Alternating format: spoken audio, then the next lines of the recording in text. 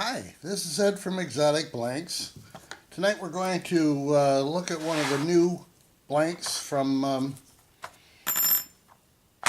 Berea, and the instructions tell you drill down the center. It does not tell you too much more than that, so I thought we'd go into a little detail about what drill down the center entails and how you can do it fairly easily. So we'll start by taking this blank. And in order to find the center, I'm going to, there we go, a little closer for you. I'm going to draw a line down the points of those chevrons. That's the first step. And in my case, it also means get your glasses. Okay, now I can see what I'm doing.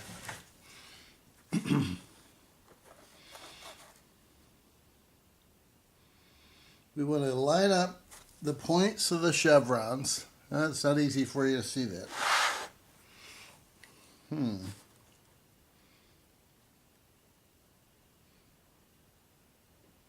then take a fine line and run it right through those points.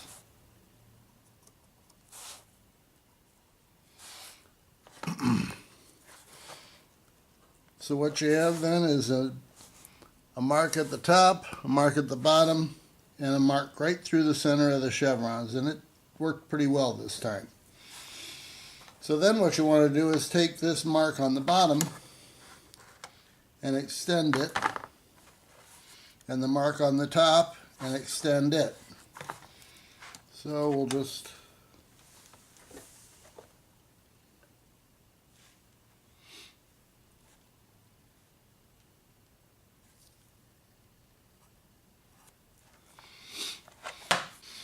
So that's the way that looks. Now, in order to stay on that center, there's a number of things you can do. You could try to figure out how to mount that in your lathe right. What I did instead was I just mounted it on the lathe, and the up and down dimension doesn't make that much difference. So I just picked a spot right about so, did the same on the bottom, and then mounted it in my lathe between centers. You'll see that as well.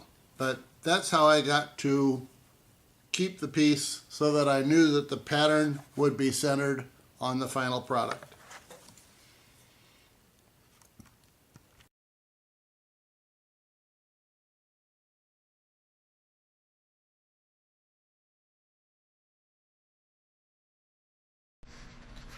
Now I've mounted that on the lathe between centers. I'm using 60-degree centers, dead center in the headstock and live center in the tailstock.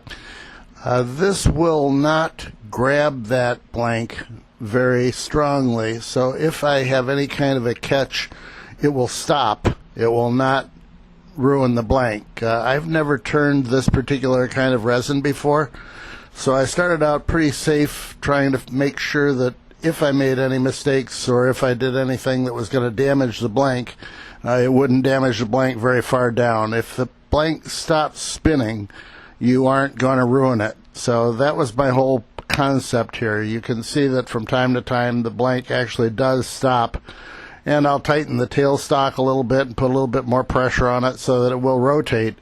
But I'm not trying to take hard cuts. I'm taking very light cuts. I just sharpened this tool, so I'm really playing it very safe, trying to bring it down to a cylinder.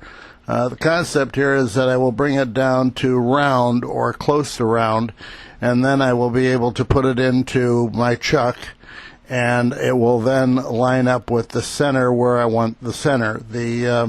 Doing anything with a pattern, you have to remember that your center of your blank is immaterial. The center of your pattern is what you need to have centered on when you do your drilling. So you have to be very careful as you set this all up to make sure that you are keeping everything centered to the pattern.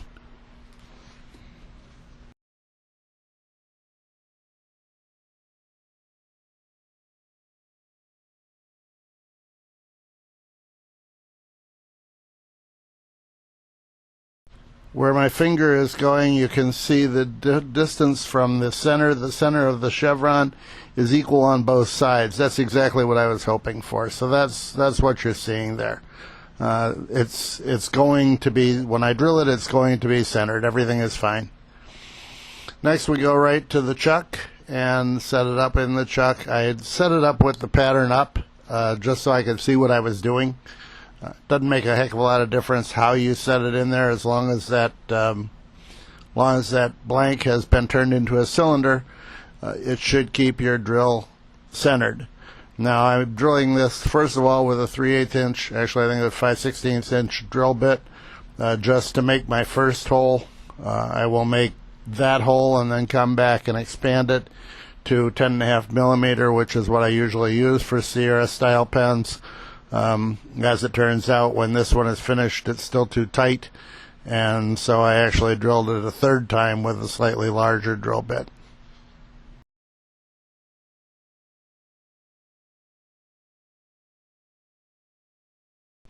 As you can see, I've increased the speed so that we don't bore you to death. Drilling, bore you to death, got that? So the first one was a 5/16, and then I went to a 10.5 millimeter, and I thought I was going to be done. As you'll see, then I test the hole and find that it is still too tight, and so I've increased it to a 27/64, which is the next one in that would make a slightly larger hole. It was no big deal, just a matter of trying to find the hole that makes the nicest fit for it.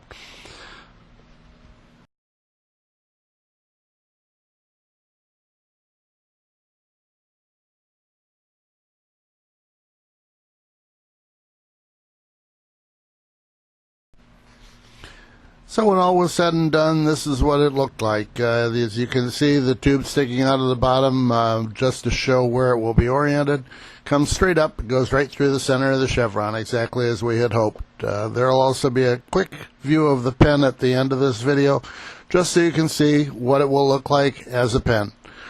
Thanks for watching. This is Ed from Exotic Blanks, wishing you a good night and happy turning. Bye now.